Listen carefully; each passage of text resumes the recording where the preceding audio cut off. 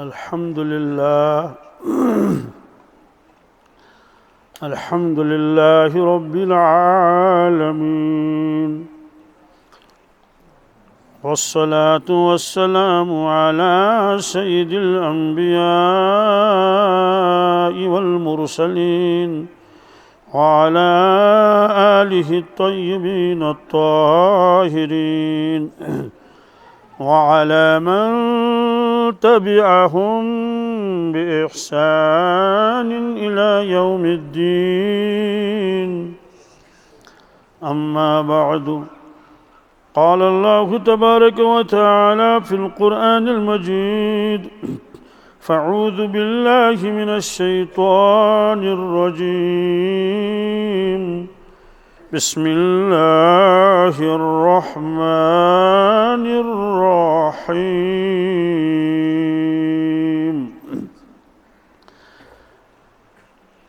يا أيها الذين آمنوا كتب عليكم الصيام كما كتب على الذين من قبلكم لعلكم تتقون، أياما معدودات.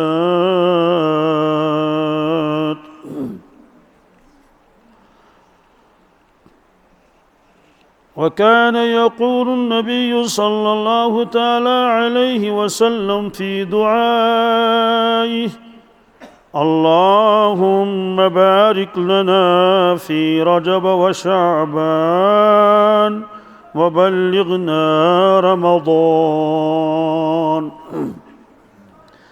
أو كما قال صلى الله تعالى عليه وسلم: صدق الله المولانا العظيم، وصدق رسوله النبي الأمي الكريم، ونحن على ذلك من الشاهدين والشاكرين،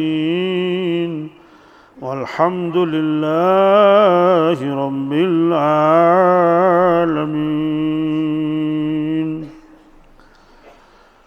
اللهم صل على سيدنا محمد وعلى آل سيدنا محمد وأصحاب سيدنا محمد، وبارك وسلم عليهم. اللهم صل على سيدنا محمد وعلى آل سيدنا محمد وأصحاب سيدنا محمد، وبارك وسلم عليهم.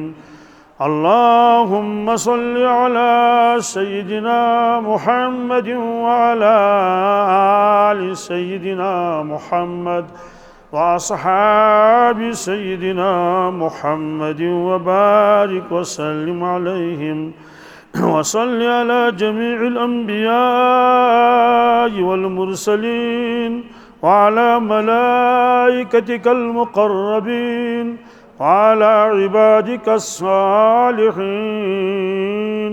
وعلى أهل طاعتك أجمعين، وارحمنا معهم برحمتك يا أرحم الراحمين.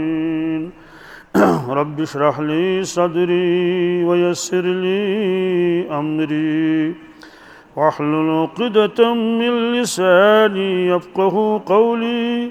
رب يسر ولا تعسر ولا تنقص وتمم بالخير، وبك نستعين. يا فتاح يا فتاح يا فتاح.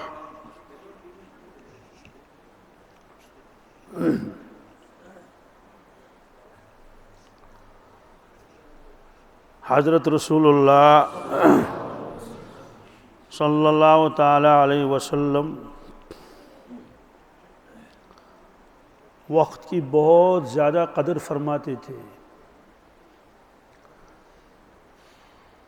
اور اپنی امت کو تاکید فرماتے تھے کہ اپنی زندگی کی قدر کرے. ایک ایک منٹ نہیں، ایک ایک سیکنڈ قیمتی ہے. 1 منٹ سے آدمی کی مغفرت بھی ہو سکتی ہے۔ ہمارے کشمیر کے ایک بزرگ جو بہت مشہور ہیں، حضرت شیخ العالم شیخ نور الدین نورانی رحمۃ اللہ تعالی، ان کے بارے میں بزرگ حضرات ہی فرماتے ہیں وہ اولیاء کشمیر کے سردار ہیں، اللہ تعالیٰ نے ان کو بہت اونچا مرتبہ عطا فرمایا ہے۔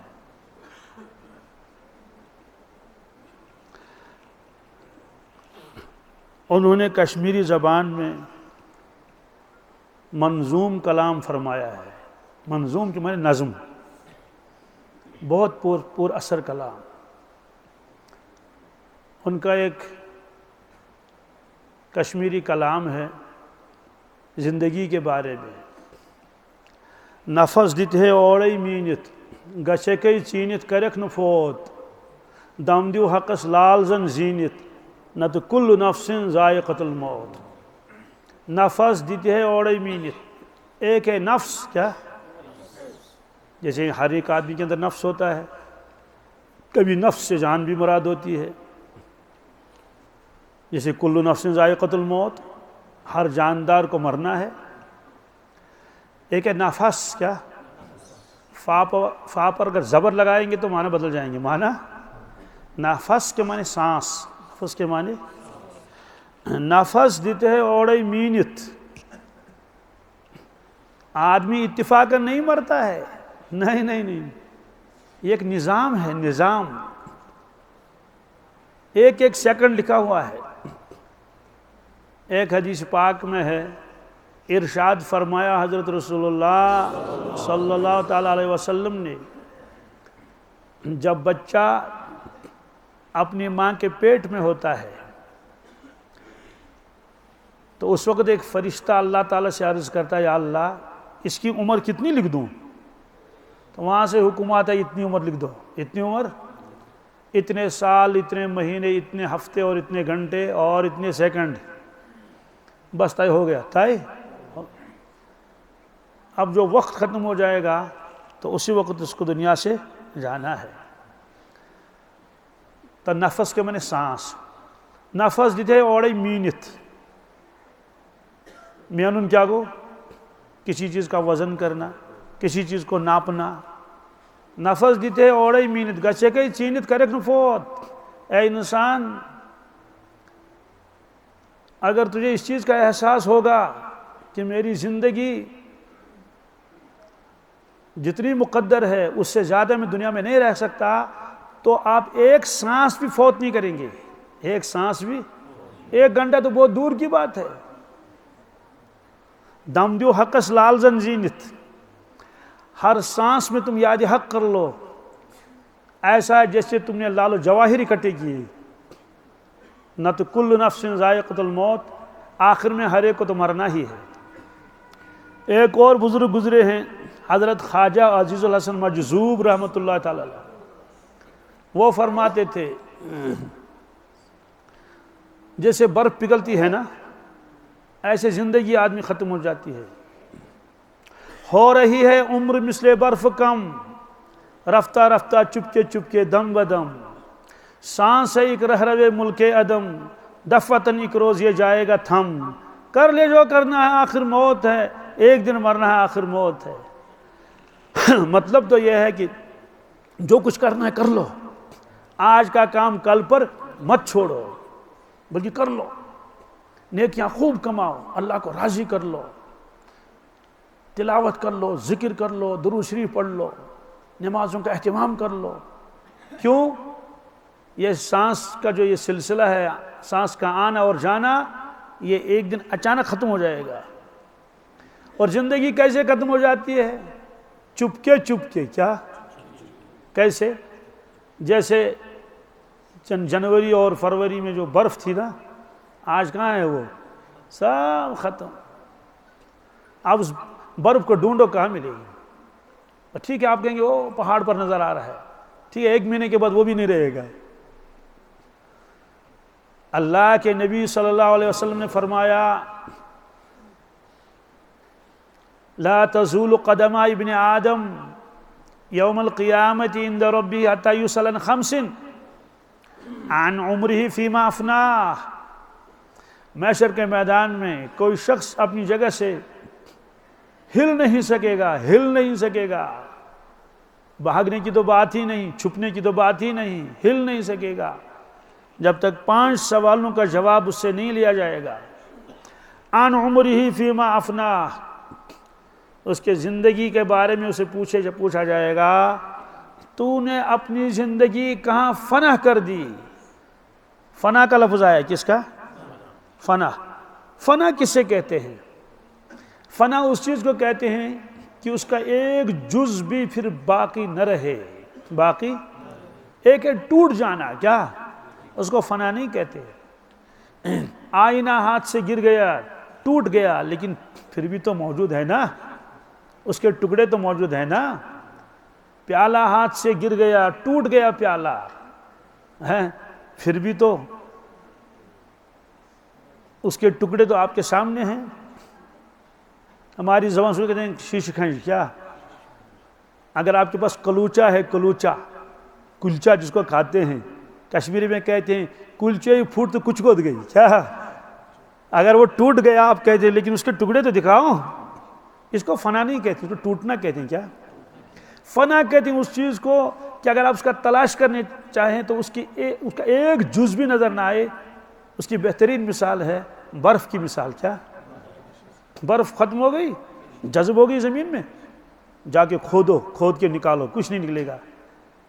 تو اس سے بتایا جائے گا وہ زندگی جو تم نے دنیا میں گزاری تھی اور وہ فنا ہو گئی. کیا؟ ایک دن بھی آپ کے ہاتھوں میں نہیں ہے. وہ زندگی تم نے کہاں فنا کی؟ حساب دے دو. وَعَنْ شَبَابِهِ فِيمَا أَبْلَاهُ، تو زندگی کے بارے میں الگ سوال ہوگا. زندگی میں جو سب سے زیادہ قیمتی زمانہ ہے وہ جوانی کا زمانہ ہے، اس کے لیے الگ سوال ہوگا. کیا سوال یہ کہ جب اس سے یہ کہا جائے گا کہ بھائی زندگی کہاں فنا کر دی، تو جوانی تو خود زندگی میں آ گئی، لیکن چونکہ یہ بہت اہم ہے اس سے اس کا سوال الگ ہوگا. یہ ایسا ہی ہے جیسے امتحان میں جو سوال نامہ ہوتا ہے اس میں اوپر لکھا رہتا ہے کوئی سے 5 سوال حل کر لو. کیا اختیار ہے نا؟ کوئی سے 5 سوال حل کرو. 5واں سوال ضروری ہے. 5واں سوال تو پہلے تو آپ نے کہہ دیا کوئی سے 5 سوال حل کر لو، ہماری مرضی ہے. یہ کیوں لگا دیا 5واں سوال ضروری ہے؟ تو ایسے تمہیں زندگی کے بارے میں تم سے پوچھا جائے گا، اس میں بچپن بھی ہے، نبھایا جائے گا. کیا بڑھاپا ہے، وہیں کمرے میں بیٹھا ہوا ہے، کیا کرے گا؟ اب کھانسے گا اور کیا کرے گا؟ کہ جوانی کہاں خرچ کی، پرانی کہاں کی. کیا فیما ابلا، مطلب تو یہ ہے کہ جیسے کوئی چیز نئی ہوتی ہے پرانی ہو جاتی ہے. اللہ تعالیٰ فرمائیں گے ہم نے آپ کو نئی جوانی دی تھی. کیا تمہاری آنکھیں بھی نئی تھی، چشمہ آپ کے آنکھوں پر نہیں تھا، تمہارے کان بھی بہت بہترین تھے، دانت بھی بہت مضبوط تھے، ہاتھ پیر بھی بہت مضبوط تھے آپ، اور آپ پہاڑوں پر چڑھتے تھے، درختوں پر چڑھتے تھے. تو اس جوانی کو تم نے پرانا کہاں کیا؟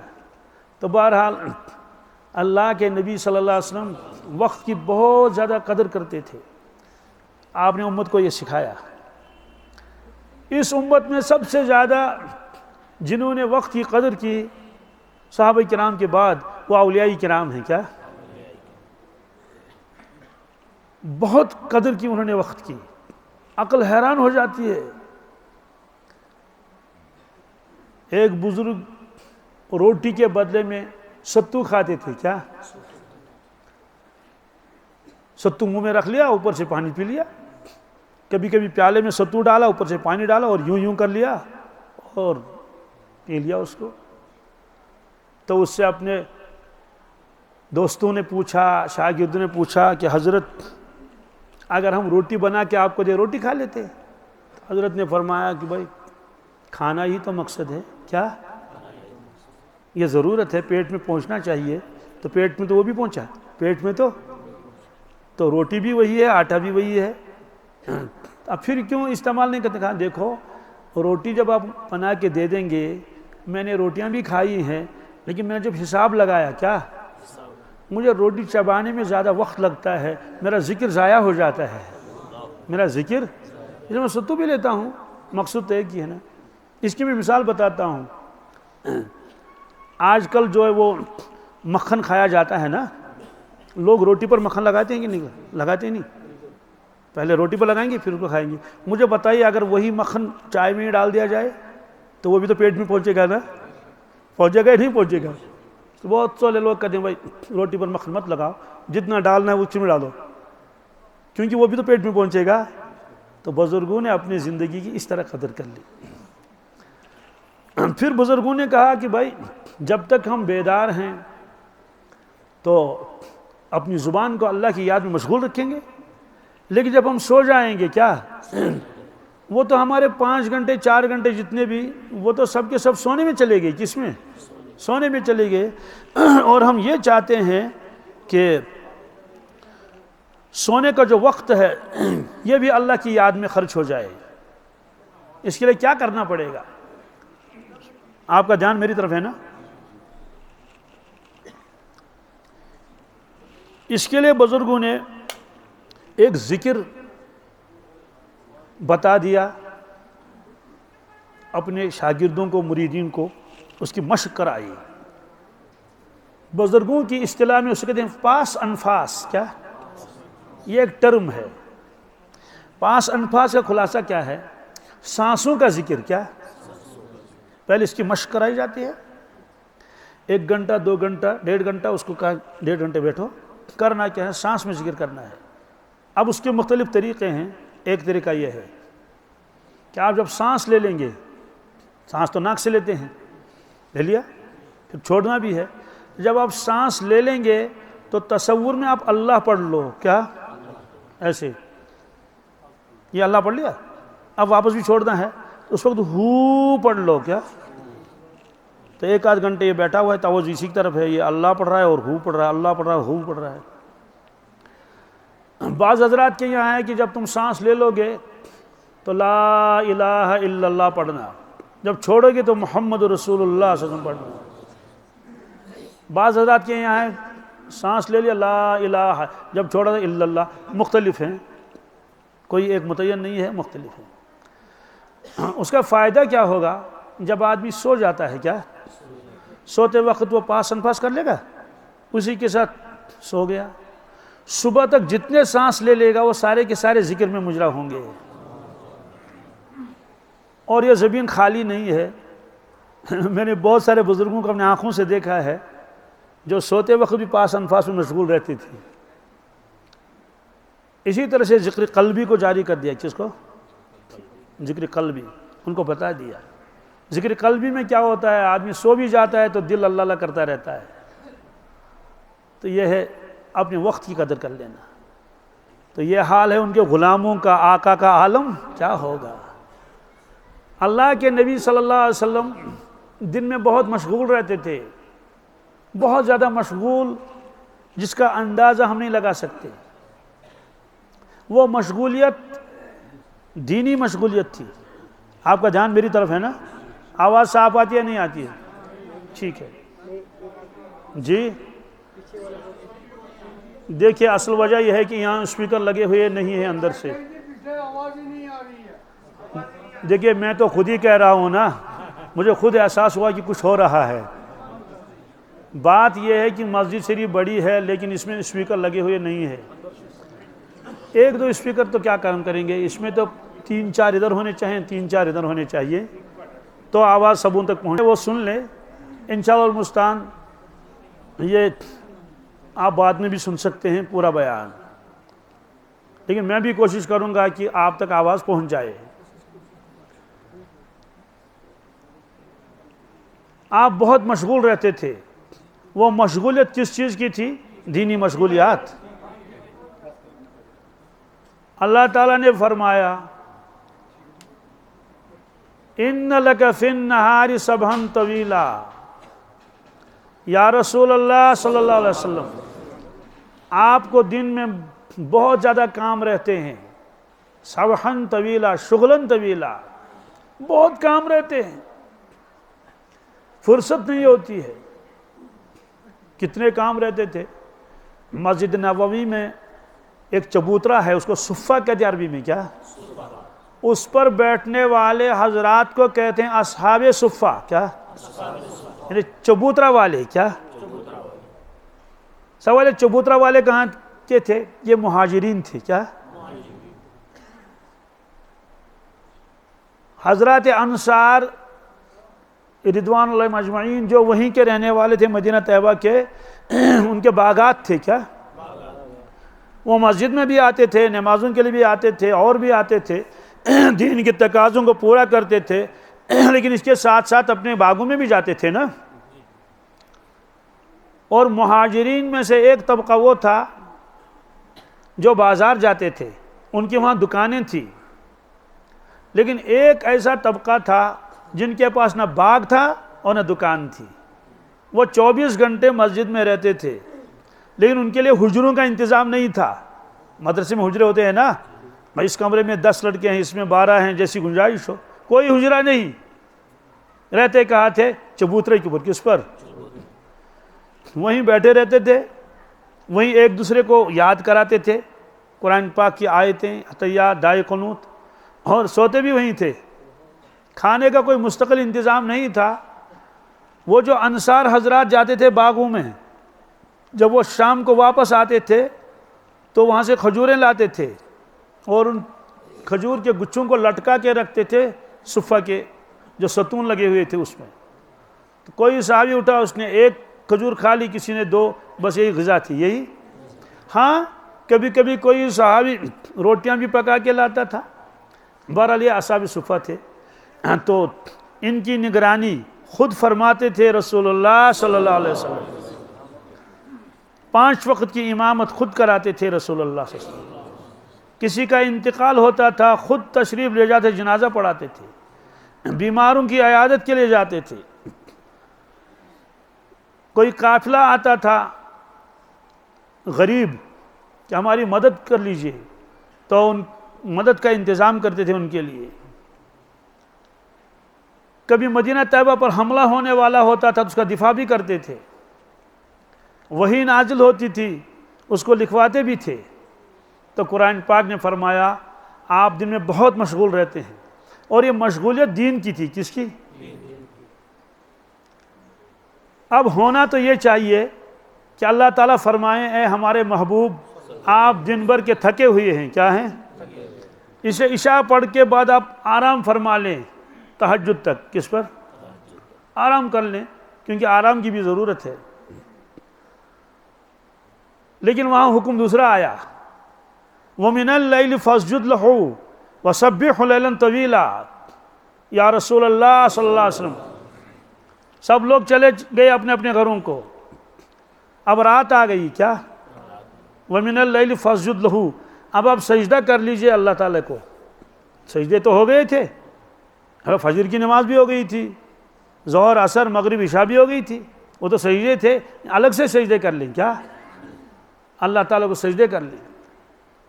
وَمِنَ اللَّيْلِ فَاسْجُدْ لَهُ وَسَبِّحْهُ لَيْلًا طَوِيلًا. اور رات کے لمبے حصے تک اللہ کو یاد کر لیجئے. کیا کر لیجئے؟ یعنی یہ نہیں کہ بس آرام کر لیجئے.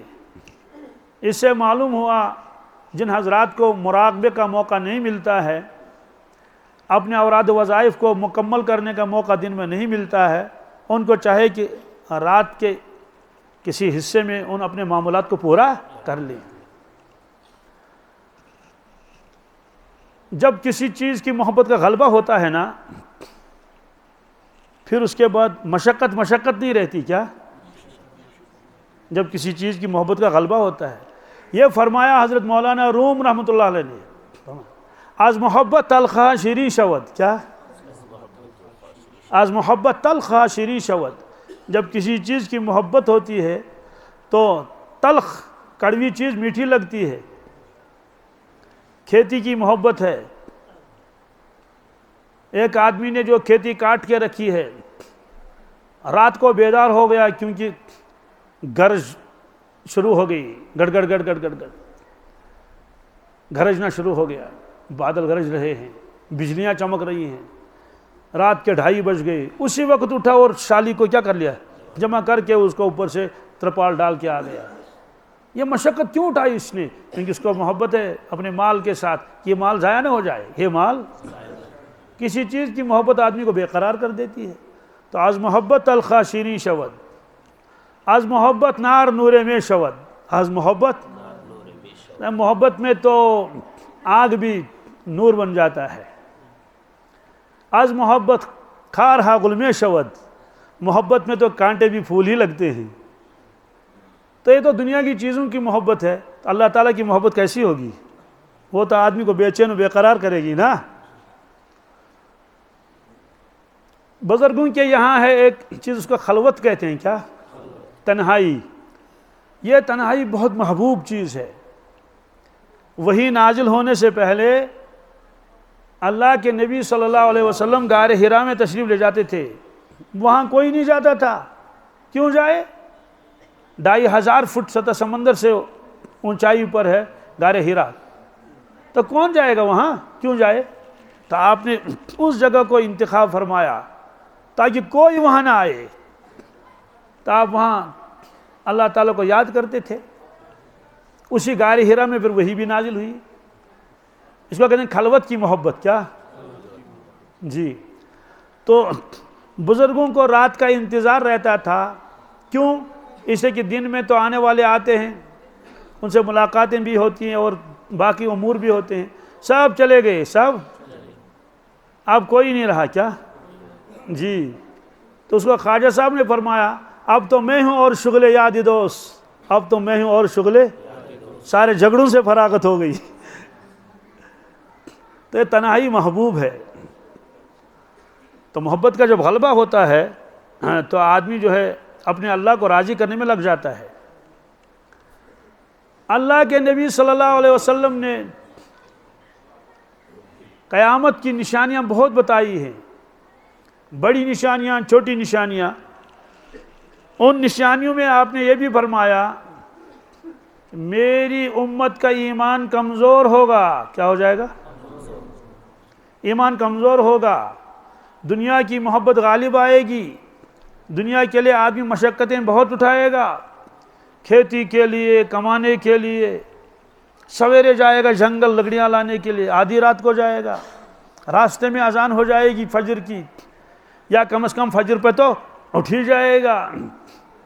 زمینداری کے لیے، کاروبار کے لیے مشقتیں اٹھائے گا. کیوں؟ دنیا کی محبت غالب آ چکی ہے. لیکن دین کے لیے مشقت اٹھا کے کوئی وہ تیار نہیں ہوگا. ورنہ آپ نے یہ فرمایا اللہ تعالی حفاظت فرمائے، پھر نوجوان فسق و فجور میں مبتلا ہو جائیں گے. کس میں؟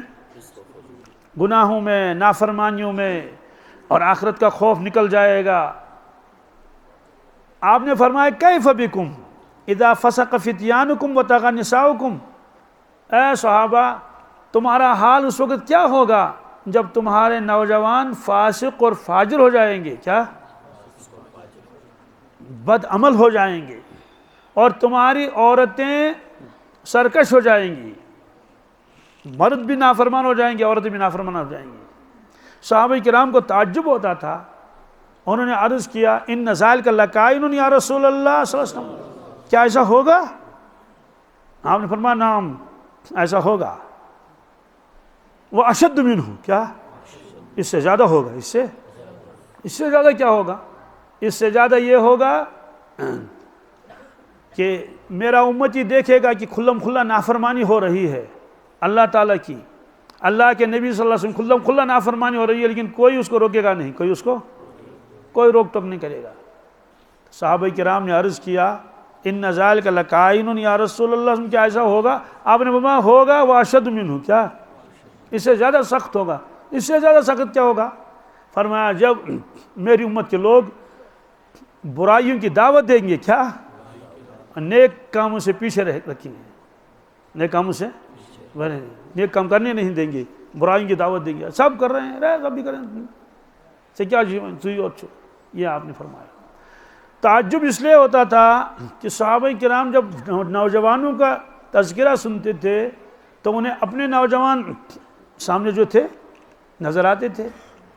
تو انہیں یہ ذہن میں تھا کہ جیسے ہمارے نوجوان ہیں ایسے قیامت تک کے لیے سارے نوجوان ہوں گے، جیسے ہمارے زمانے کی خواتین ایسے قیامت تک کی خواتین ساری کلمہ والی ایسی ہوں گی.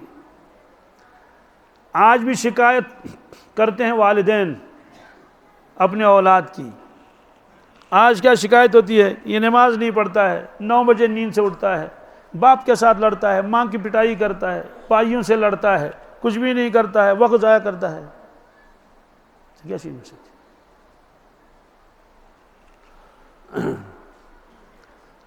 آج یہی شکایت ہوتی ہے نا. اس زمانے میں کیا شکایت ہوتی تھی؟ شکایت اس زمانے میں بھی آتی تھی. سن لیجیے شکایت. ایک صحابی اپنے بیٹے کی شکایت لے کر آئے رسول اللہ کی خدمت میں. کس میں؟ شکایت یہ کی حضرت عبداللہ اس کو سمجھا دیجئے. عبداللہ میرا بیٹا، اس کو. آپ نے حضرت عبداللہ کو بلایا، فرمایا عبداللہ علم اخبر انکا تقوم اللیل و تصوم النہار. عبداللہ مجھے اطلاع کر دی گئی، مجھے آپ کے بارے میں یہ بتایا گیا. شکایت سن لیجئے. کیا؟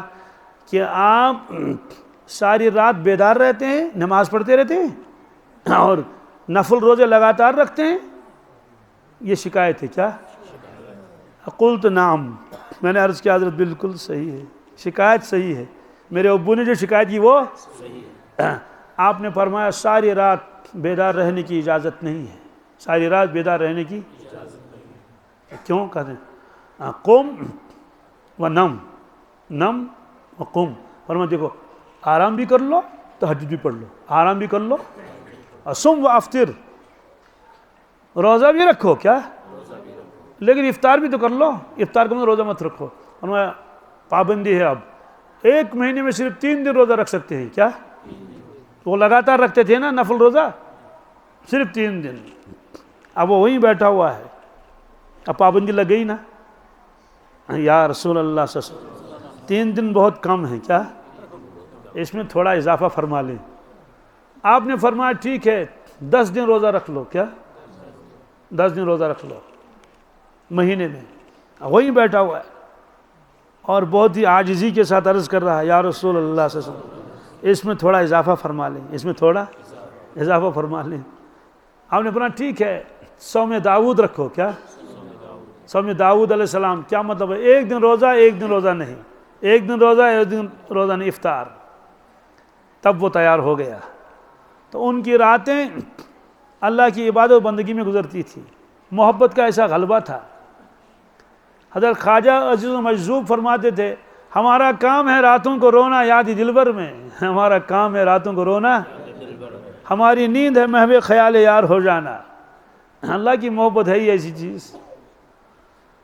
تو اللہ کے نبی صلی اللہ علیہ وسلم رات کو تہجد پڑھتے تھے، ذکر و اذکار کرتے تھے. حالانکہ دن میں بھی آپ مشغول رہتے تھے دینی امور میں. وہی نازل ہونے کے بعد آپ نے دنیائی کوئی کام نہیں کیا. سوال کیوں؟ اور روزی کے لیے آپ نے کیا کیا؟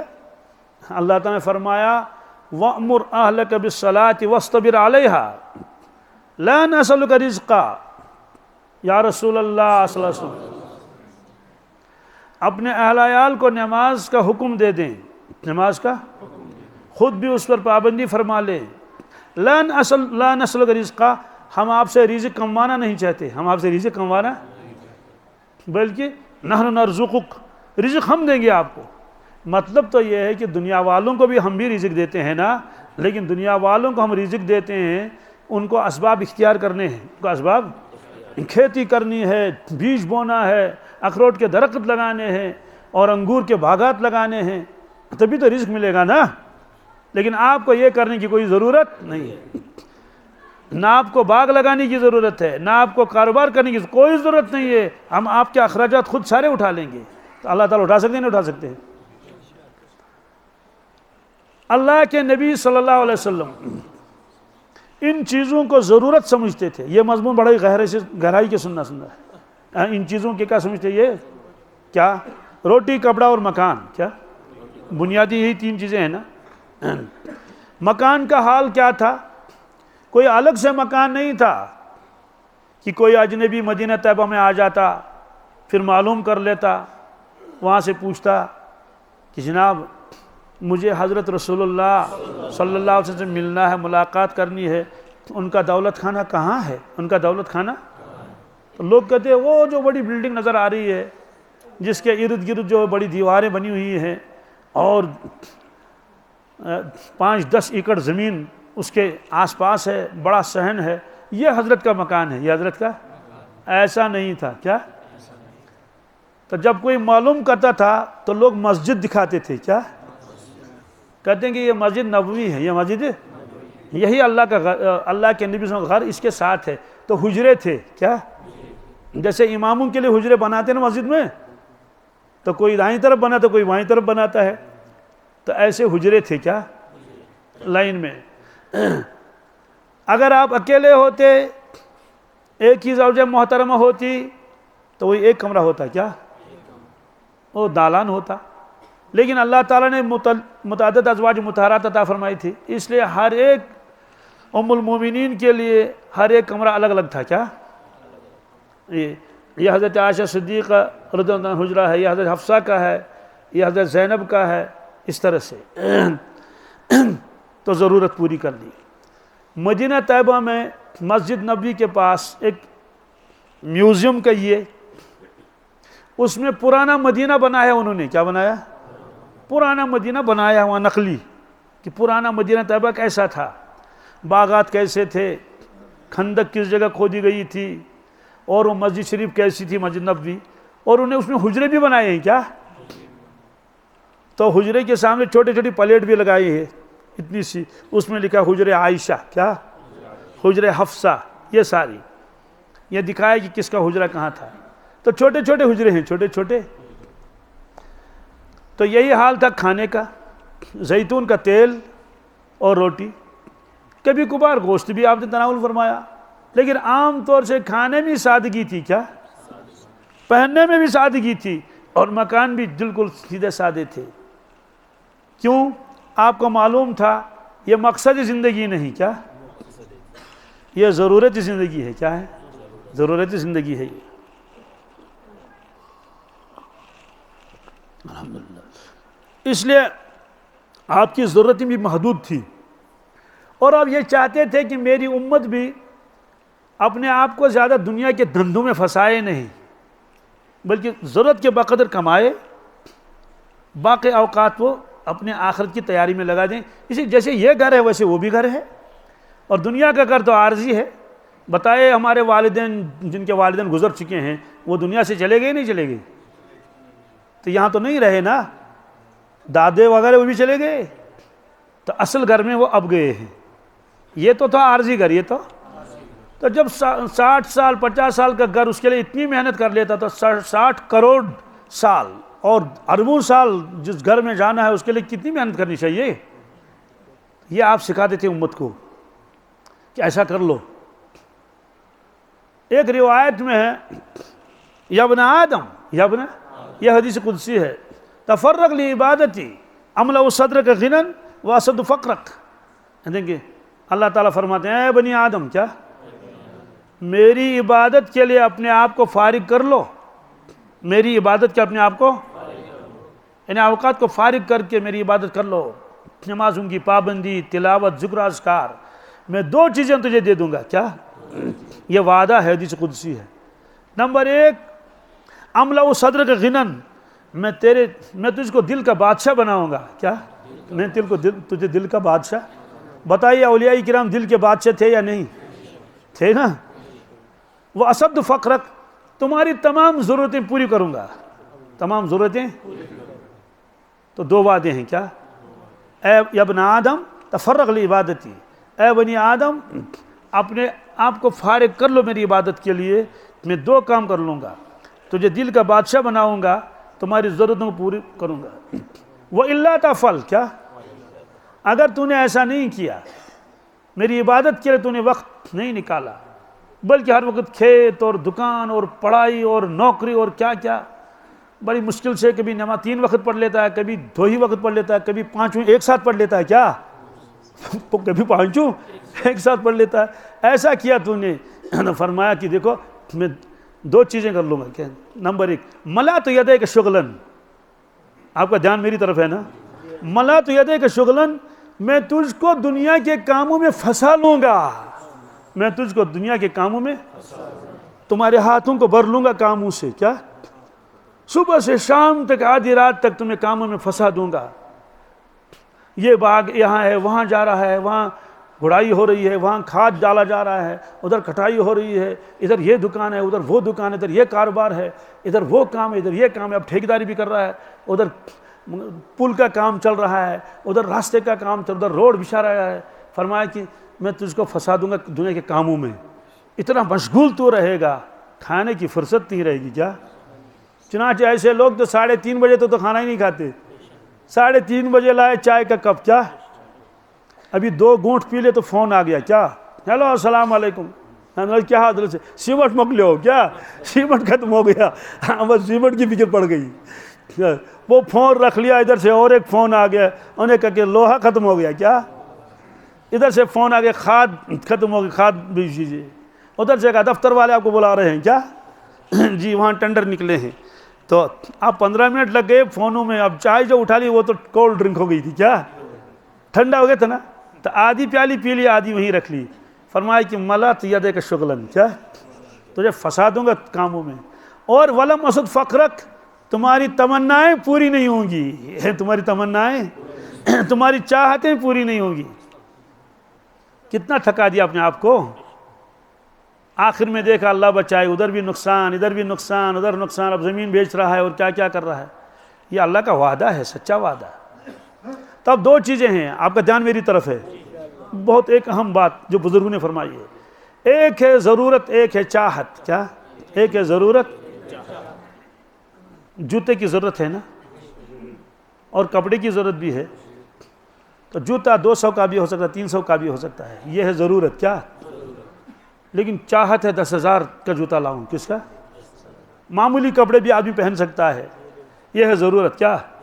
اعلیٰ درجے کے کپڑے پہنوں گا. یہ ہے چاہت. تو بزرگ نے کیا فرمایا؟ ضرورت تو فقیروں کی بھی پوری ہوتی ہے. کیا؟ ضرورت تو فقیروں کی بھی پوری ہوتی ہے. چاہت تو بادشاہوں کی بھی ادھوری رہتی ہے. چاہت تو بادشاہوں کی بھی. دیکھیے رات کو سب سوتے ہیں نا. بادشاہ اپنے محل میں سوتا ہے، مالدار اپنے بڑے مکان میں سوتا ہے، جو کچا مکان جس کا وہ مکان میں سوتا ہے، جس بھی کا مکان نہیں ہے وہ خیمے میں سوتا ہے. بہت سارے لوگ ہوتے ہیں نا. اور کسی کے پاس وہ بھی نہیں. کیا؟ وہ تو دکان پہ پاس سوتا ہے، سامنے جو برآمدہ ہوتا ہے. کوئی فٹ پاتھ پر سوتا ہے. کیا؟ جی بمبئی میں فٹ پاتھ پر لوگ سوتے ہیں. تو چونکہ وہ جگہ نہیں ہوتی ہے نا، تو دکاندار سے کہتا ہے کہ میں رات کو یہاں سو جاؤں گا. وہ کہتے ہیں اتنے پیسے لے لو. کیا؟ اپنی جگہ متعین ہوتی ہے. اب سب سو گئے، سب ہے نا. تو بادشاہ بھی سو گیا، بڑا بزنس مین بھی سو گیا، فٹ پاتھ والا بھی سو گیا. صبح جب اٹھے سب کی نیند پوری ہو گئی تھی. صبح کی اٹھے سب کی نیند پوری ہو گئی، تو ضرورت پوری ہو گئی نا. تو ہمارے قائد صاحب فرماتے تھے بادشاہ جب محل میں سوتا ہے کیا تو اپنے محل سے بے خبر ہوتا ہے، اپنے محل سے. تو غریب جب جھونپڑی میں سوتا ہے وہ اپنی جھونپڑی سے بے خبر ہوتا ہے. تو نیند جب آتی ہے نا، بادشاہ نہیں رہتا، غریب نہیں رہتا، کہ دونوں خواب دیکھتے ہیں. دونوں تو جتنا لمبا خواب دیکھے گا کہ وہ کہتا ہے اسی میں مشغول تھا. کس میں؟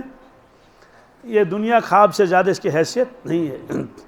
تو اللہ کے نبی صلی اللہ علیہ وسلم کے اوقات اس طرح سے تھے کہ ایک ایک منٹ اور ایک ایک سیکنڈ کی آپ قدر فرماتے تھے. تو اللہ تعالیٰ نے فرمایا کہ آپ کو دن میں مشغولیت رہتی ہے، اس لیے جب رات آئے گی تو آپ اپنے مولا کو خوب یاد کر لیں. یا ایھا المزمل قم اللیل الا قلیلا،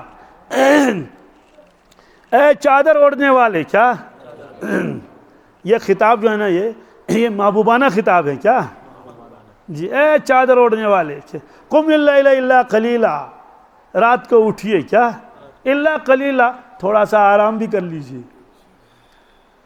تو مختلف اوقات میں آپ مختلف چیزیں انجام دیتے تھے. ایک وقت آپ کا دعاؤں کے لیے ہوتا تھا. کس کے لیے؟ امت کے لیے آپ دعائیں کرتے تھے، بہت دعائیں. نماز بھی لمبی پڑھتے تھے، دعائیں بھی لمبی کرتے تھے. نوافل میں کبھی سجدے میں آپ دعا کرتے تھے. اور دعاؤں کے بارے میں آپ نے فرمایا الدعاء مخ العبادہ. الدعاء، اس کا مطلب کیا ہے؟ دعا عبادت کی گری ہے. عبادت کی، عبادت کا گودا ہے، اندر ہوتا ہے نا، اوپر سے چھلکا ہوتا ہے، اندر سے گری ہوتی ہے.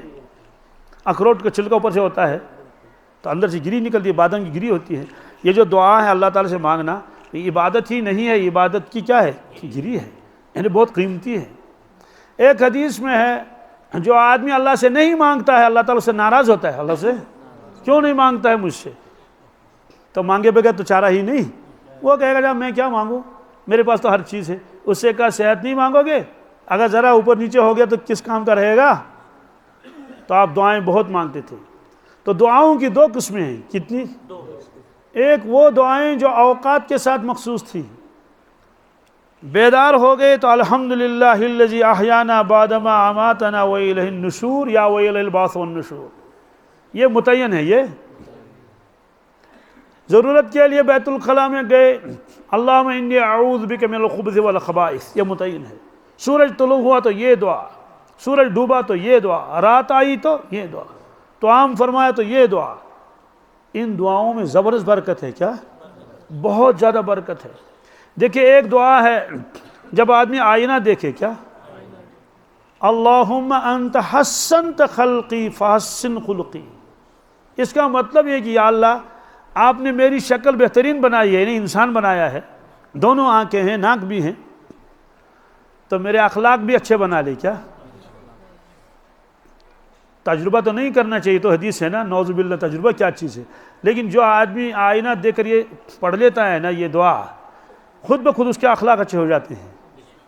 ہاں، خود بخود اس کے اخلاق. کیوں؟ آپ نے پڑھنا ہے نا اللہم انت حسنت خلقی فحسن خلقی، یا اللہ آپ نے میری شکل تو اچھی بنائی نا، میرے اخلاق بھی تو اچھا بنا لے. ایسے کہ شکل الگ چیز ہے اور اخلاق الگ چیز ہے، اندر کی دنیا الگ چیز ہے. اس لیے آپ نے فرمایا بہت سارے لوگ دنیا میں انسانی شکل میں ہوں گے. کس میں؟ لیکن میدان محشر میں وہ انسانی شکل میں نہیں اٹھیں گے، جانوروں کی شکل میں اٹھیں گے، خنزیر کی شکل میں اٹھیں گے، کتے کی شکل میں اٹھیں گے. کیوں؟ فرمایا کہ ظاہر تو ان کا انسان تھا لیکن ان کا باطن انسان نہیں تھا. کیا؟ تو جو جانوروں کی خصلتیں ہیں اگر وہ انسان کے اندر آ گئی تو پھر اسی شکل میں اس کو اٹھایا جائے گا. دہلی میں ایک صاحب تھے، وہ ننگے پھرتے رہتے تھے، جیسے بہت سارے مجذوب ہوتے تھے، کچھ بھی نہیں پہنتے، وہ بھی کچھ نہیں پہنتا تھا.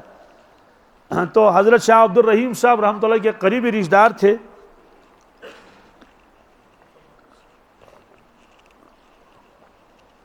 الحمدللہ بڑے بزرگ تھے.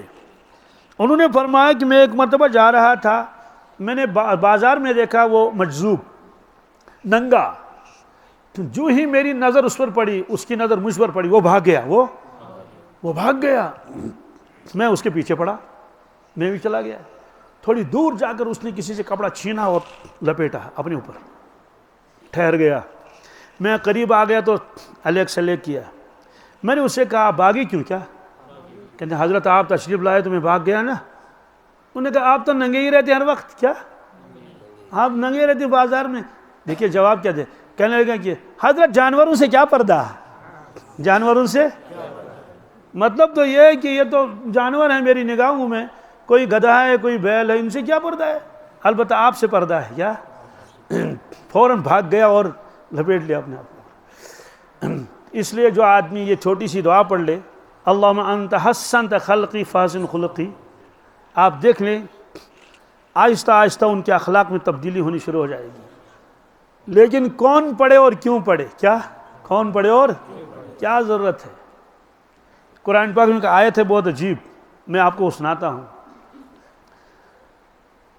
اللہ تعالیٰ فرماتے ہیں کہ جو آدمی چاہتا ہے مجھے ہدایت مل جائے، چاہتا ہے، کیا اس کو طلب ہوتی، میں ضرور اس کو ہدایت دیتا ہوں، میں ضرور اس کو. لیکن جو آدمی جس کی چاہت نہیں ہوتی ہے، کہیں دیکھیے ہدایت میرے یہاں رہی نہیں گئی ہے، بشن روزت گمس ہدایت.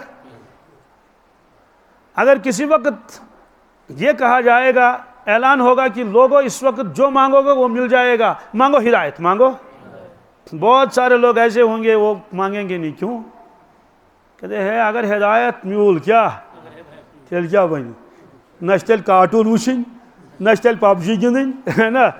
تو کچھ بھی نہیں، سب چھوٹ جائے گا، اور وہ چھوڑنے کے لیے تیار نہیں، چھوڑنے کے لیے کیوں؟ نفس کہتا ہے کہ اگر تجھے ہدایت مل گئی تجھے کیا بنے گا، تمہیں یہ بھی چھوڑنا پڑے گا، وہ گناہ بھی چھوڑنا پڑے گا، یہ گناہ بھی چھوڑنا پڑے گا۔ یہی تو ہوگا۔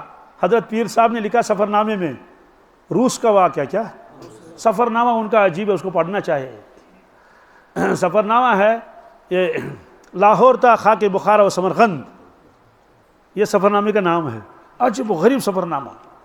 بہرحال اس میں ایک جگہ لکھا ہے، کسی شہر میں وہ پہنچے تو لوگ آئے، توبہ بھی کرتے تھے، کیا کیا، ایک نوجوان آیا، کیا الیک سلیک ملاقات ہوگی، تو نوجوان نے حضرت سے کہا، حضرت میں نیک بننا چاہتا ہوں، کیا لیکن بہت زیادہ نیک نہیں، کیا حضرت میں نیک بننا چاہتا ہوں لیکن بہت زیادہ نیک نہیں۔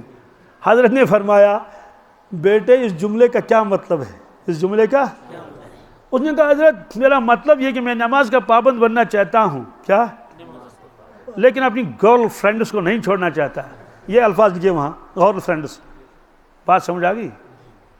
مطلب تو یہ ہے کہ ٹھیک ہے میں نیک تو بن جاؤں گا، اتنا تو بن جاؤں گا نماز کی، لیکن وہ کام میں چھوڑنے کے لیے تیار۔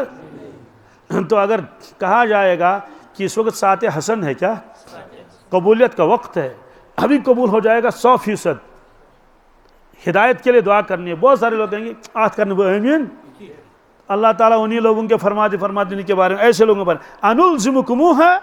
انلزمکموہا وانتم لہا کارہون، لوگوں کیا میں ہدایت چپکا دوں تمہارے اوپر، تم خود چاہتے نہیں ہو، تم خود سٹیکر ہوتا ہے نا، سٹیکر چپکاتے ہیں نا، تو اس کا مطلب چپکانا، کیا میں تم کو چپکاؤں ہدایت، تم خود چاہتے ہی نہیں ہو، تم خود چاہتے ہی نہیں ہو۔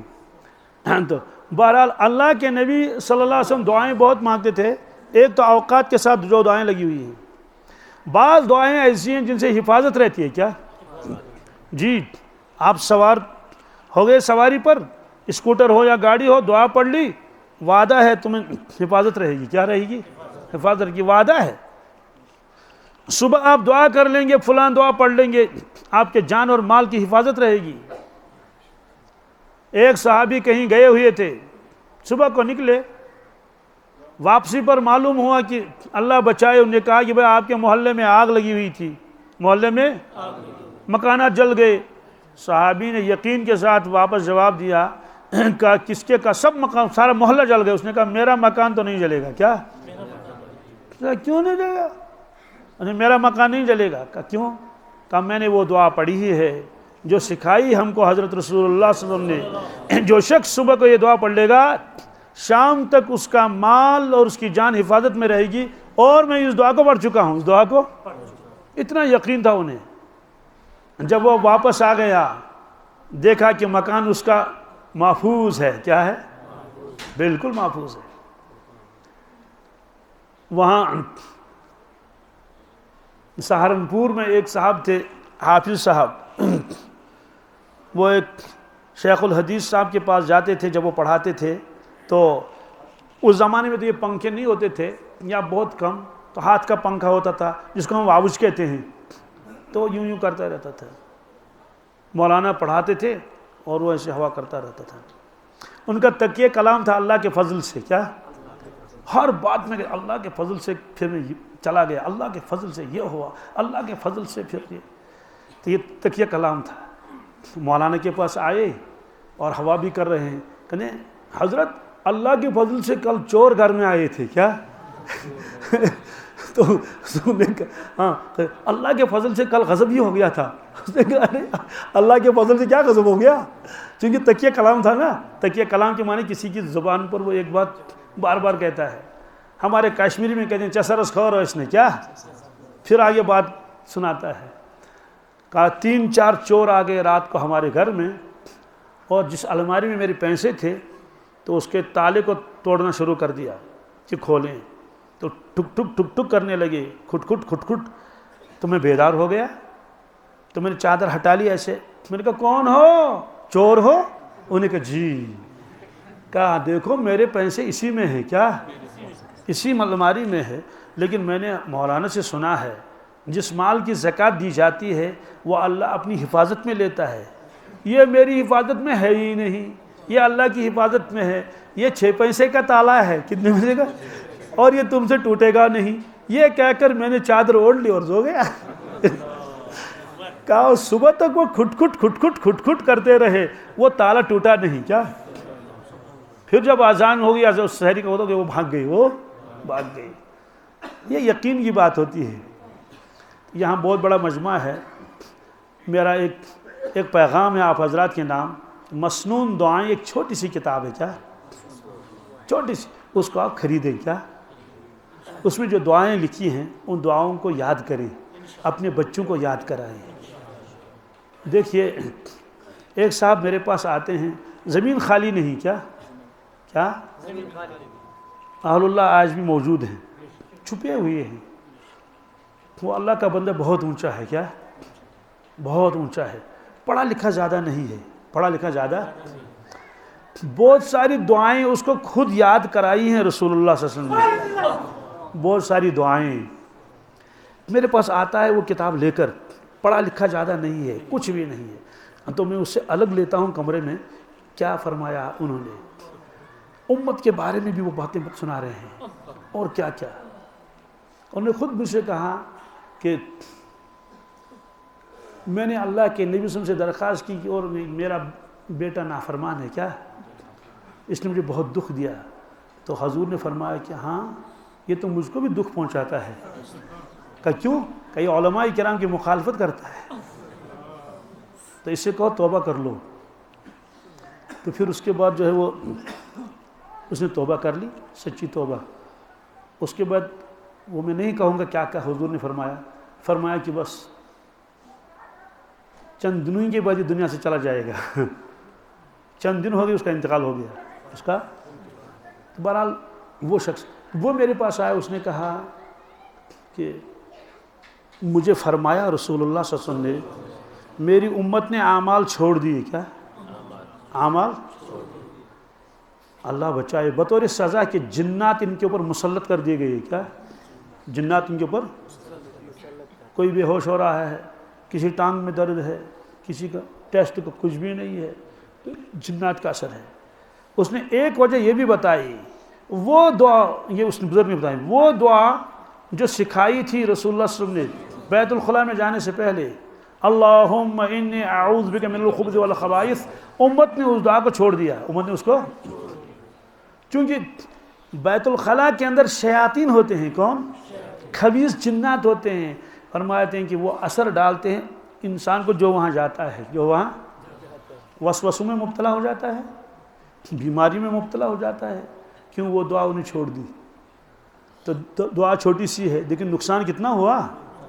تو ان دعاؤں کو معمولی نہیں سمجھنا چاہیے، کھانا کھانے کے بعد ضرور دعا پڑھنی چاہیے، پیالہ پلیٹ کو ضرور صاف کرنا چاہیے، یہ نہیں کہ بس آدھا پلیٹ ایسے ہی بس گرا دیا، ڈال دیا، یہ تو بے قدری ہے نا رزق کی۔ تو اس طرح سے دعاؤں کو یاد کریں گے آپ انشاءاللہ۔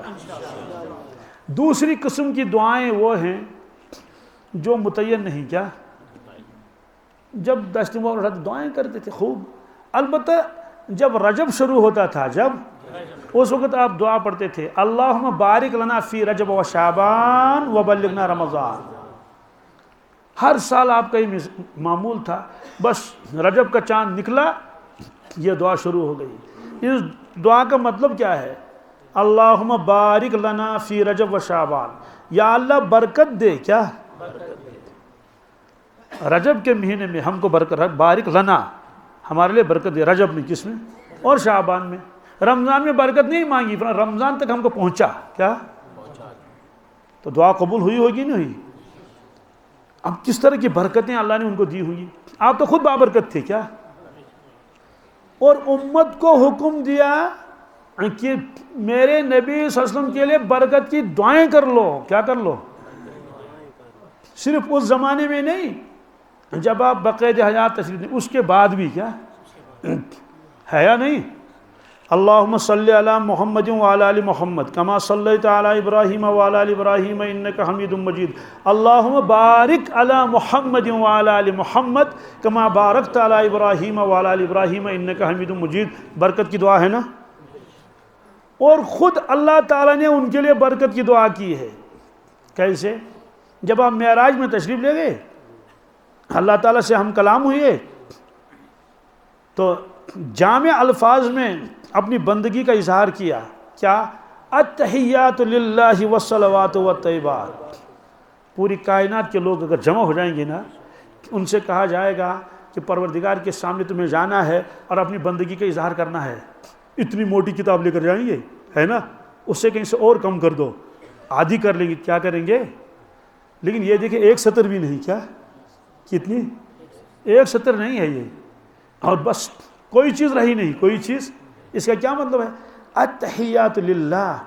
اس کا مطلب ہے کہ یا اللہ ہماری زبان کی ساری عبادتیں آپ کے لیے ہیں. کیا؟ زبان کو پہلے یہ بتایا زبان بہت عبادت کرتی ہے. کیا؟ اذان زبان سے دی جاتی ہے، تلاوت زبان سے کی جاتی ہے، ذکر و اذکار اور اچھی باتیں زبان سے، لبیک زبان سے. لیکن گناہ بھی بہت ہوتے ہیں زبان سے. کس سے؟ اس لیے آپ نے فرمایا بہت سارے لوگ ایسے ہوں گے جن کی زبان ان کو جنت میں لے جائے گی. جن کی زبان ان کو، بہت سے لوگ ایسے ہوں گے جن کی زبان ان کو دوزخ میں لے جائے گی. ایک صحابی نے عرض کیا یا رسول اللہ صلی اللہ علیہ وسلم کہ حضرت آپ کو میرے بارے میں کچھ اندیشہ ہے کوئی دین کے بارے میں؟ مثلا میں نماز میں کوتاہی کر لوں، تلاوت میں کوتاہی کر لوں، یا اور کسی عمل میں کوئی اندیشہ ہے؟ آپ نے فرمایا نہیں. کیا؟ البتہ اپنے 2 انگشت مبارک سے اپنی زبان مبارک کو پکڑا ایسے، اس کا اندیشہ ہے. کیا؟ یہ تمہیں نقصان پہنچائے گی. تم نے کسی کا تذکرہ ہی نہیں کرنا چاہیے. کیا؟ بالکل نہیں. سوال کیوں ہم اس کا تذکرہ کریں گے؟ یہ اچھا لڑکا ہے، یہ نیک لڑکا ہے، کیا حرج ہے، کریں گے تذکرہ. ادھر سے دوسرا آدمی اٹھے گا، وہ کہتے ہیں چزانیاں نہیں. کیا؟ بزانا نہیں کو پھلیں تو غابت الزامات شروع ہو گئے تو سارا گناہ اس کے سر پہ لکھ دیا جائے گا. تو نے اس ٹاپک کو کیوں شروع کیا تھا؟ اس ٹاپک کو تو نے شروع ہی نہ کرتے تو یہ الٹا نہ سننا پڑتا. پھر دوسرا ہمیں لوگوں کے اچھائیوں کا تذکرہ کرنے کی کیا ضرورت ہے؟ تب تک سبحان اللہ پڑھ لیں، الحمدللہ پڑھ لیں. حضرت مفتی محمود صاحب رحمۃ اللہ تعالی علیہ سے ایک نے پوچھا تھا کہ حضرت کیا ابلیس پر لعنت بھیجیں؟ کیا؟ آپ نے فرمایا کہ ہمیں یہ حکم نہیں دیا گیا کہ ابلیس پر لعنت بھیجو. کیا؟ ابلیس پر ہے نا، کہیں ہے حکم ابلیس پر لعنت بھیجو؟ فرمایا جب تک تم ابلیس پر لعنت بھیجو گے تب تک تم سبحان اللہ الحمدللہ پڑھ لو. کیا پڑھ لو؟ اس سے نفع مل جائے گا نا. تو بہرحال فرمایا التحیات للہ. اس کا مطلب ہے یا اللہ زبانی عبادتیں سب آپ کے لیے ہیں، والطیبات مالی عبادتیں سب آپ کے لیے. سب اس کی میں تشریح نہیں کروں گا. مالی عبادت ہے نا، زکوٰۃ ہے، صدقات ہے، خیرات ہیں، ہے نا، مسجد بن رہی ہے، غریبوں کی مدد ہو رہی ہے، یتیموں کو پالا جا رہا ہے، تو سب مالی عبادت ہیں. التحیات للہ زبانی باتیں سب آپ کے لیے، والطیبات اور مالی باتیں سب. التحیات للہ والصلوات، والصلوات رہ گیا. جسمانی باتیں کیا؟ زبانی عبادت آپ کے لیے، جسمانی عبادت اور مالی باتیں سب آپ کے لیے. بس یہ بندگی کا اظہار ہوا. اب رہا کیا بھائی؟ مالی عبادت بھی آ گئی، جسمانی عبادت بھی آ گئی، اور جسم میں سے خاص طور سے زبان، اس کو الگ بیان کیا خصوصیت کی وجہ سے. ہو گیا 3 چیزیں. کتنی؟ پھر میں دہراتا ہوں، زبانی عبادتیں، جسمانی عبادتیں، مالی عبادتیں. جواب میں اللہ نے 3 کے بدلے میں 3 دیے. کیا؟ السلام علیکہ ایھا النبی. کیا؟ سلامتی ہو آپ پر اے نبی صلی اللہ علیہ وسلم. ورحمۃ اللہ، اس کی رحمت، وبرکاتہ جمع کا صیغہ. کیا؟ اس کی کروڑوں برکتیں. کیا؟ اس کی لاتعداد برکتیں آپ پر ہوں. یہی دیا نا جواب اللہ تعالی نے. السلام علیکہ ایھا النبی ورحمۃ اللہ وبرکاتہ. اب مجھے بتائیے جس شخص پر، جس ہستی پر اللہ تعالیٰ 24 گھنٹے برکتیں نازل فرما رہے ہوں اور رحمتیں، ان کی برکتوں کا کیا عالم ہوگا؟ پھر بھی مانگتے تھے اللہ مبارک لنا فی رجب و شعبان، چونکہ امت کو بھی شامل کرنا تھا نا، سخی تھے نا. آپ نے فرمایا لوگوں تمہیں معلوم ہے سب سے زیادہ سخی کون ہے؟ ہمیں معلوم نہیں. فرمایا اللہ. کیا؟ اس کے بعد میں، اس کے بعد صحیح ہے نا. ظاہر سی بات اللہ کے بعد سخی کون ہو سکتا ہے؟ اللہ کے نبی ہو سکتے ہیں نا. تو آپ نے فرمایا تو آپ برکت مانگتے تھے. کیا؟ برکت مانگتے تھے چونکہ امت کو شامل کرنا تھا. اب رجب میں کیا کیا برکتیں اللہ نے عطا فرمائی ہمیں معلوم نہیں کیا، لیکن رجب میں ایک رات ہے جس میں آپ معراج کو تشریف لیں گے تو برکت ہوئی نہیں ہوئی؟ بھائی 7 آسمان طے کر لیے تو برکت ہوئی نہیں ہوئی؟ تمام انبیاء علیہ السلام سے ملاقاتیں ہوئی۔ اب قرآن پاک نے تو فرمایا لیلن، کیا؟ لیلن من المسجد الحرام الى المسجد الاقصی، رات کا تھوڑا حصہ، رات کا تو رات کا تھوڑا حصہ تو ہمارے اعتبار سے ہے، لیکن وہاں کتنے ہزار سال لگے ہوں گے ہمیں معلوم۔ حضرت شاہ عبد الرحیم صاحب رحمۃ اللہ لکھا ہے انفاس العارفین میں، کیونکہ یہ واقعات عجیب ہے نا اس لیے حوالہ میں ساتھ دیتا ہوں۔ انفاس العارفین کیا کہ میں عصر کے بعد بیٹھا ہوا تھا مراقبے میں، کس میں؟ مجھے اللہ نے سیر کرا دی کہ باطنی اعتبار سے مجھے ابتدا سے اس وقت تک اللہ نے پورا نظام دکھایا، کب کیا ہوا، کیا نوح علیہ السلام کا زمانہ اور کس کا اس میں 40 سال لگ گئے، کتنے مجھے پورا یاد نہیں، 40 سال 40,000 سال، 40,000 سال شاید لکھا ہے، 40,000 سال کیا میں پورا کائنات دکھایا اللہ تعالیٰ نے۔ کہا اس کے بعد جب میں واپس آ گیا نا مراقبے سے، میں نے دیکھا ابھی مغرب کا وقت ہوا نہیں، ابھی مغرب کا وقت۔ آپ کہیں گے ایسے کیسے ہو سکتا ہے؟ میں کہوں ہاں ہو جائے گا، ہوگا کیسے؟ آپ سو گئے کیا؟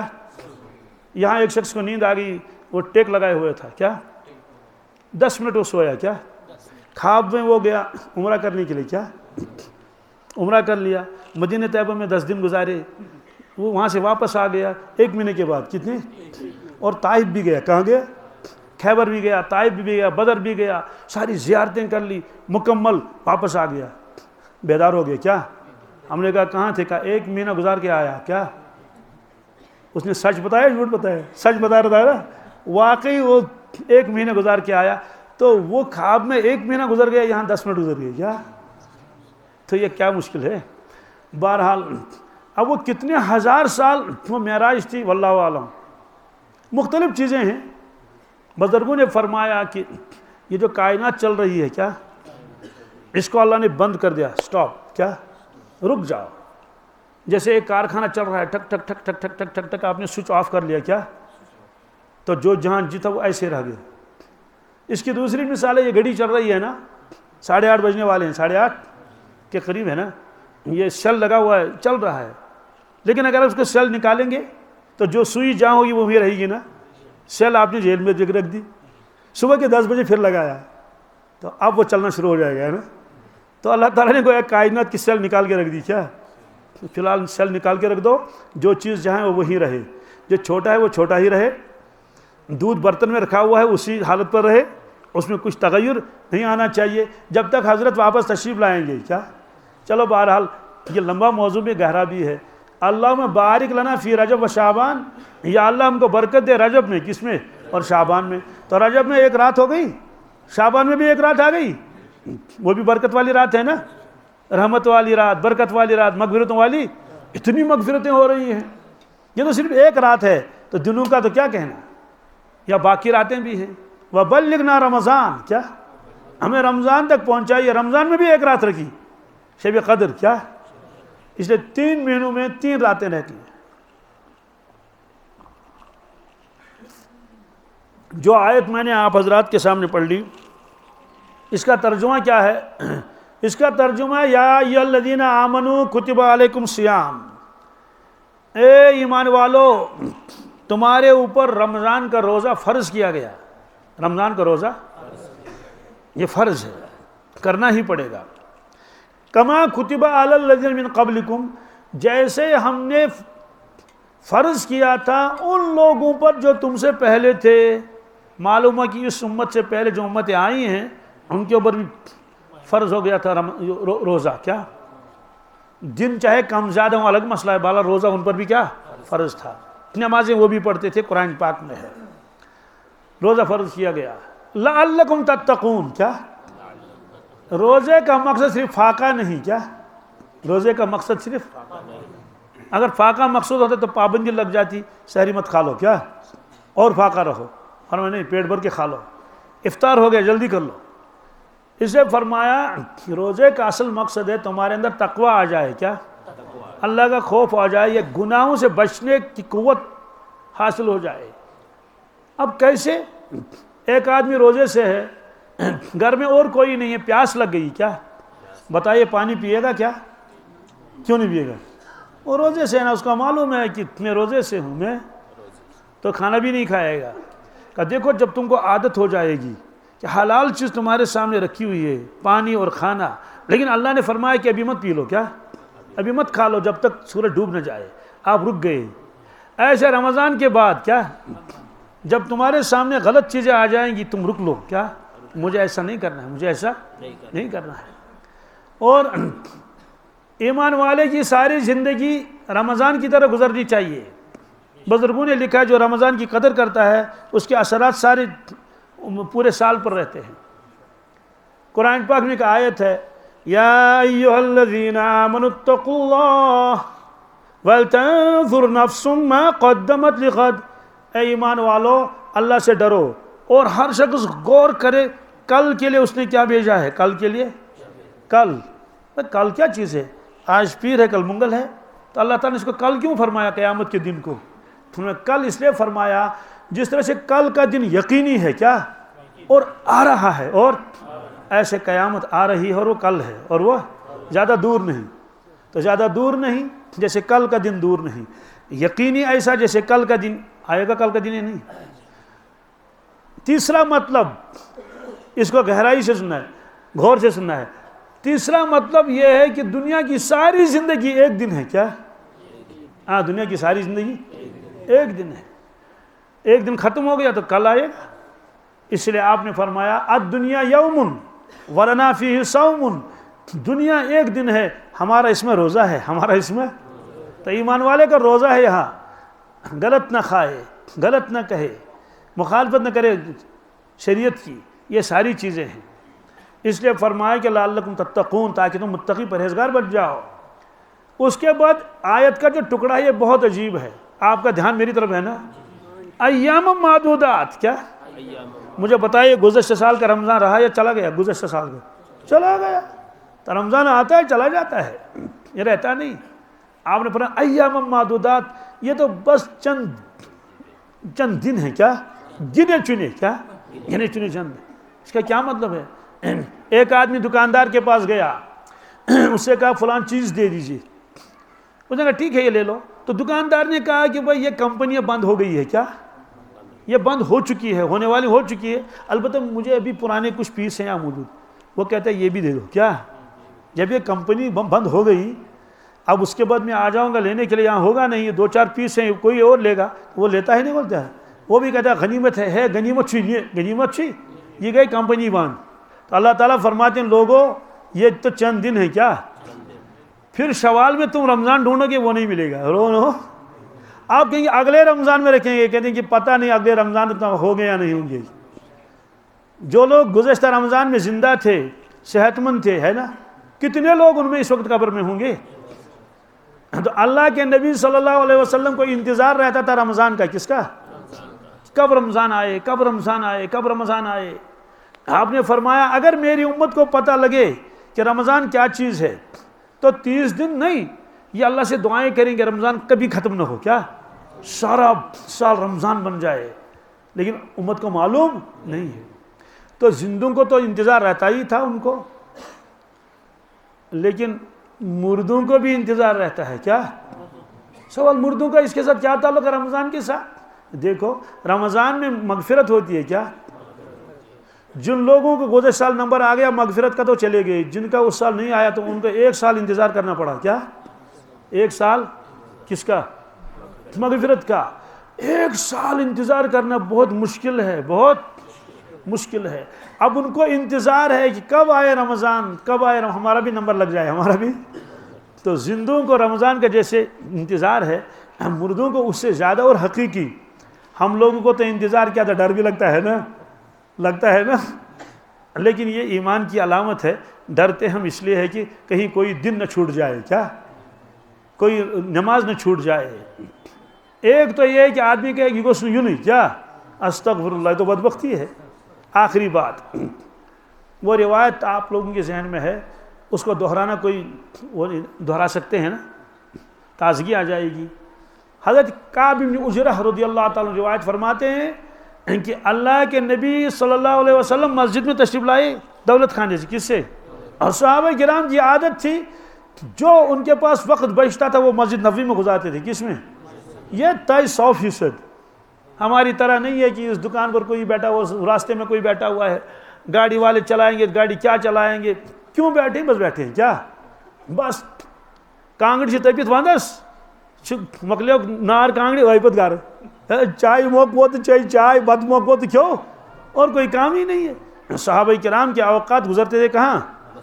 مسجد میں. کیوں؟ ان کا معلوم تھا کہ بار بار تشریف لا رہے ہیں حضرت رسول اللہ صلی اللہ علیہ وسلم. ایک مرتبہ آپ مسجد میں تشریف لائے، ایک صحابی کو دیکھا کہ غمگین ہے، غم زدہ ہے. آپ نے فوراً پہچان لیا اس شخص کو غم ہے. تو آپ نے اس صحابی سے پوچھا کہ کیا بات ہے، ایسا لگتا ہے کہ آپ غم زدہ ہیں، کیا غم ہے؟ انہوں نے کہا حضرت صحیح ہے، میرے اوپر غم سوار ہے. کہ کس چیز کا؟ کیا یعنی کسی کو غم ہوتا ہے، میرے قرضہ ہے، بیمارداری ہے، ایسے ہیں نا، فلاں نے ستایا ہے، بہت سارے غم ہوتے ہیں. اللہ سارے غموں سے نجات دے دے ہم کو اپنے فضل و کرم سے. تو سن لیجئے غم کیا تھا.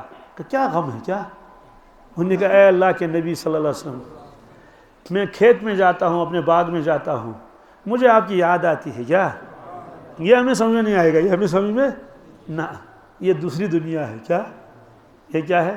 یہ دوسری دنیا ہے. ہمارا ایک ساتھی ہے، وہ کبھی کبھی نماز پڑھاتا ہے، میں ہی اسے کہتا ہوں چلو نماز پڑھاؤ. اس کے بال بہت لمبے ہیں، کیا پگڑی سر پر رہتی ہے، عالم نہیں ہے، حافظ بھی نہیں ہے، لیکن نیکوکار ہے. تو جب وہ نماز پڑھاتا ہے، جب اس کے بالوں کو دیکھتا ہوں مجھے اللہ کے نبی سے یاد آتے ہیں. کیوں؟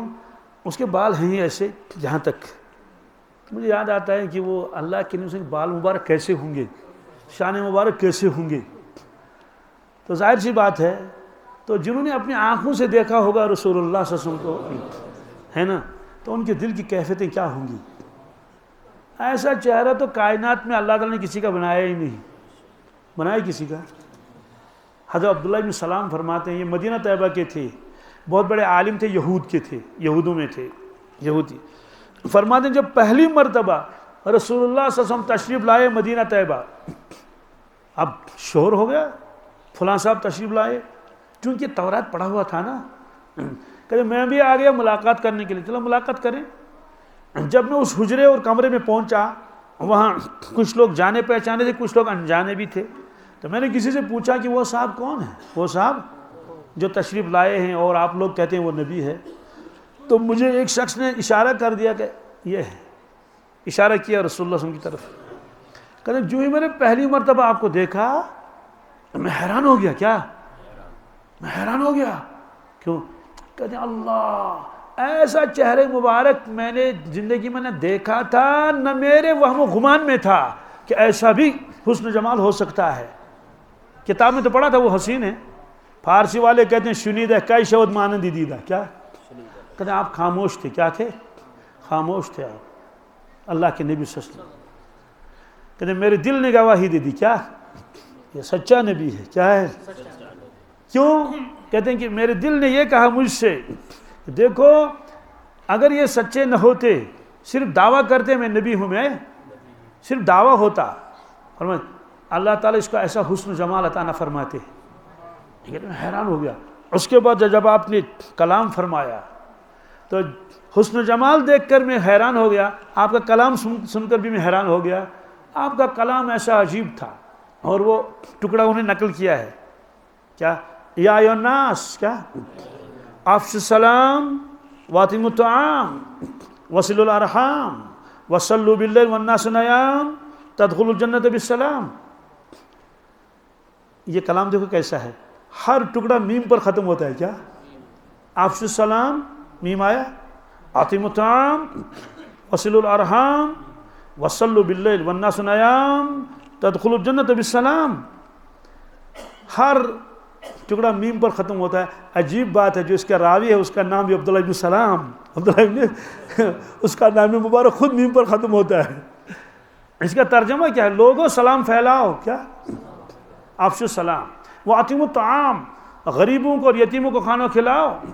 وصلوا الارحام، رشتوں کو جوڑو، کیا رشتوں کو توڑو مت. بغیر کھان پہ اتنا ملال گسی کیا جی کلچی وڑس پہ، ایسا نہیں. رشتوں کو جوڑو، رشتوں کو. وصلوا باللیل والناس نیام، اور رات میں اس وقت نماز پڑھ لو جب لوگ سو رہے ہوں. جب تم یہ کام کرو گے پھر کیا ہوگا؟ تدخلوا الجنۃ بالسلام، تم بغیر حساب کے جنت میں جاؤ گے، بغیر حساب کے جنت میں جاؤ گے. تو بہرحال وہ صحابی کہنے لگے یا رسول اللہ صلی اللہ علیہ وسلم، میں باغ میں جاتا ہوں مجھے آپ کی یاد آتی ہے، مجھے آپ کی، میں کام کو جلدی ختم کرتا ہوں. کیا؟ جو بھی کام ہو، پانی بھرنا ہو یا گڑائی کرنی، جو بھی جلدی ختم کر لیتا ہوں. اس کے بعد آ کے مسجد نبوی میں بیٹھا رہتا ہوں، بیٹھا اپنا اللہ اللہ کرتا ہوں. بار بار دیکھتا ہوں آپ کے حجرے مبارک کے دروازے کی طرف، کیونکہ مجھے معلوم ہے آپ بار بار تشریف لاتے ہیں. مہمان آ گیا ان سے ملنا ہے، یہ ساری چیزیں. اور نماز کے لیے تو آنا ہی ہے، نماز کے لیے تو مجھے کوئی دشواری نہیں، آ جاتا ہوں، دیکھتا رہتا ہوں آپ کو، دیکھتا تسلی ہو جاتی ہے. اے اللہ کے نبی صلی اللہ علیہ وسلم، مجھے یہ غم ہے جب میرا انتقال ہو جائے، کیا یا جب سب لوگ دنیا سے چلے جائیں گے، جنت میں جائیں گے، آپ تو معلوم نہیں کہاں ہوں گے. کیا؟ مجھے معلوم نہیں کہاں ہوں گا. تو یہاں تو میں خود آ جاتا ہوں آپ کو دیکھنے کے لیے، زیارت کرنے، وہاں مجھے کیا شکل ہوگی. کیا؟ بس یہ غم ہے. کیا؟ یہ غم نہیں کہ کاروبار بڑھ جائے اور وہ یہ. تو صحابہ کرام کے اوپر ایسے غم بھی طاری ہوتے تھے. آپ خاموش رہے. کیا؟ آپ نے جواب نہیں دیا. اللہ تعالیٰ نے فرمایا کہ آپ جواب نہ دیں، میں جواب دے دوں گا. کیا فرمایا؟ وَمَن يُطِعِ اللَّهَ وَالرَّسُولَ فَأُولَٰئِكَ مَعَ الَّذِينَ أَنْعَمَ اللَّهُ عَلَيْهِم مِّنَ النَّبِيِّينَ وَالصِّدِّيقِينَ وَالشُّهَدَاءِ وَالصَّالِحِينَ وَحَسُنَ أُولَٰئِكَ رَفِيقًا. یا رسول اللہ صلی اللہ علیہ وسلم، آپ میرا یہ پیغام اپنی امت تک پہنچائیں، جو میری اطاعت کرے گا اور آپ کی اطاعت کرے گا. کیا؟ میری اطاعت آپ کی اطاعت کرے گا، محشر کے میدان میں اس کو میں نبیوں کے ساتھ اٹھاؤں گا. کن کے ساتھ؟ اور صدیقین کے ساتھ اٹھاؤں گا، شہداء کے ساتھ اٹھاؤں گا، صالحین کے ساتھ اٹھاؤں گا. ایسے رفیق ان کو دے دوں گا. پھر آپ نے فرمایا المرء مع من احب، ہر شخص اپنے محبوب کے ساتھ اٹھے گا. کس کے ساتھ؟ تو صحابہ کرام فرماتے ہیں زندگی میں ہمیں صرف 2 مرتبہ خوشی ہوئی ہے انتہا درجے کی. کتنی مرتبہ؟ ایک اس وقت جب ہم نے اسلام قبول کر لیا. کیا؟ اس کا احساس ہم کو نہیں ہو سکتا، کیونکہ ہم تو بچپن سے ہی اللہ کے فضل سے مسلمان گھر میں پیدا ہوئے، اور اذان کی آواز اور وہ یہ ساری چیزیں. لیکن یہ ان کو معلوم ہوگا جن کا دل ایمان سے پہلے خالی تھا، پھر ایمان اللہ نے ڈال دیا، ایمان کا نور. تو المرء مع من احب، ہر شخص اپنے محبوب کے ساتھ اٹھے گا. صحابہ کرام نے فرمایا الحمدللہ، ہمارا سب سے بڑا محبوب تو رسول اللہ صلی اللہ علیہ وسلم، ہمیں اپنی جانوں سے زیادہ پیارا رسول اللہ صلی اللہ علیہ وسلم. تو یہ صحابہ کرام جب وقت ملتا تھا تو وقت گزارتے تھے کہاں؟ مسجد نبوی میں. کوئی یہاں بیٹھا ہوا، کوئی وہاں بیٹھا ہوا، کوئی اپنی تلاوت کر رہا ہے، کوئی اپنی نفل پڑھ رہا ہے. تو حضرت کعب فرماتے ہیں رضی اللہ تعالیٰ عنہ، ہم مسجد نبوی میں بیٹھے تھے، کوئی یہاں، کوئی وہاں، کوئی وہاں. آپ تشریف لائے، اور یہ جو سیڑھی ہے خطبے کی سیڑھی، اس کو ممبر کہتے ہیں عربی میں. کیا؟ آپ تشریف لائے تو ممبر کا جو یہ پہلا زینہ ہے، آپ نے اس پر اپنا دست پائی مبارک رکھا اور زور سے پڑھا آمین. کیا؟ پھر دوسرے پائے کے اوپر پائی مبارک رکھا تو پھر پڑھ لیا آمین. تیسرے پر بھی آپ نے آمین پڑھ لیا. اس کے بعد آپ نے کچھ نصیحت فرمائی. ہاں، پہلے فرمایا صحابہ سے قریب آ جاؤ. کیا؟ قریب آ گئے، آپ نے نصیحت فرمائی.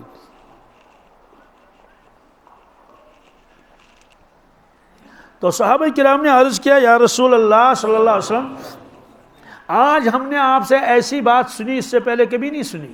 یعنی اس سے پہلے بھی آپ نے خطبے دے دیے، جمعہ کے دن خطبہ، عید کے دن خطبہ، اور اس کے علاوہ بھی کبھی آپ واعظ فرماتے تھے، لیکن کبھی آپ نے ایسے آمین نہیں کہا.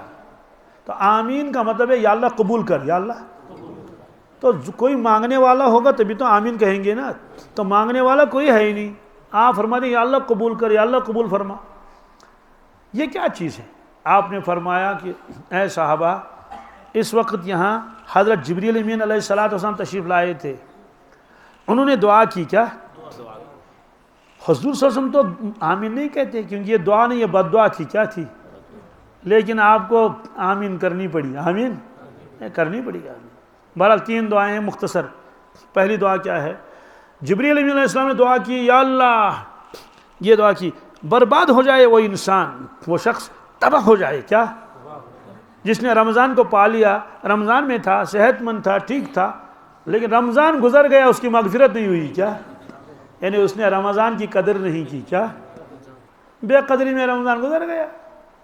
تو جبریل حضور نے آمین کہی. تو حضرت شیخ نے لکھا ہے اولن تو جبریل کی باددعائی کیا کم تھی، جیسے وہ فرشتوں کا سردار ہے نا، پھر آمین کرنے والا کون ہے؟ سید المرسلین سید الخلق صلی اللہ علیہ وسلم. تو آمین دعا مانگنے والا سید الملائکہ ہے، آمین کرنے والے جو سید المرسلین سید الخلق ہیں، مخلوق کے سردار ہیں. اور جگہ کون سی ہے؟ جامع مسجد نہیں ہے، چھوٹی نہیں، ریاض الجنہ. کیا؟ وہ جگہ بھی کہاں ہے کہ ممبر. کیا؟ ہم ایک مرتبہ مسجد نبوی میں اعتکاف میں تھے، کئی سال پہلے کی بات ہے. تو رمضان ختم ہو گیا، عید آ گئی. تو ایک کشمیری نے ہماری دعوت کی تھی، وہ وہیں کام کرتا ہے. تو اس میں اور حضرات بھی تھے. اب صحن پاک میں بیٹھے ہوئے تھے، کوئی نیچے بیٹھا تھا، کوئی وہ اسٹول پر بیٹھا ہوتا، ٹول پر. تو یہ بزرگ حضرات بھی تھے، تو خادموں میں کے ساتھ میں بھی تھا. اب تھوڑا انتظار کر رہے ہیں جب تک سب آ جائیں. سب انتظار ہے کہ ہاں فلاں صاحب آئے، ابھی نہیں ہے، چلو بیٹھو.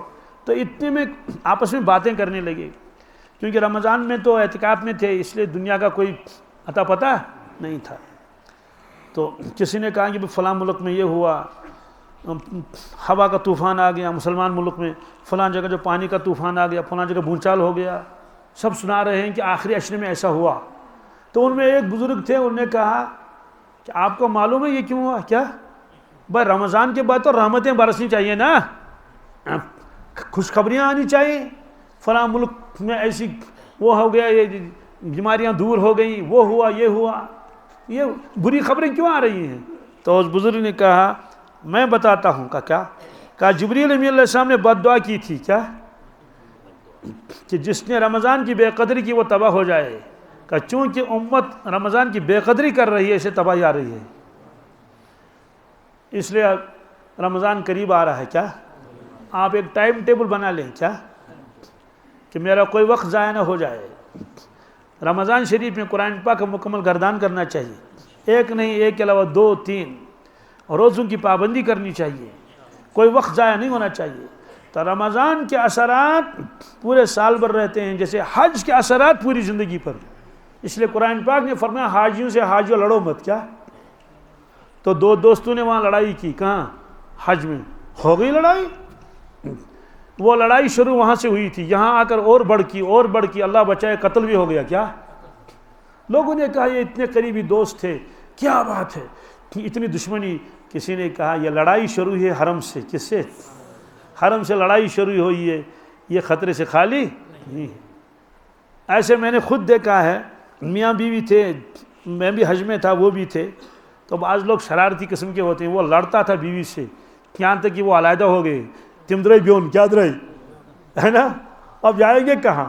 تو جو چاول لائے تھے اس کا آدھا کر لیا، مسالے کا آدھا کر لیا، بیوی الگ اور شوہر الگ.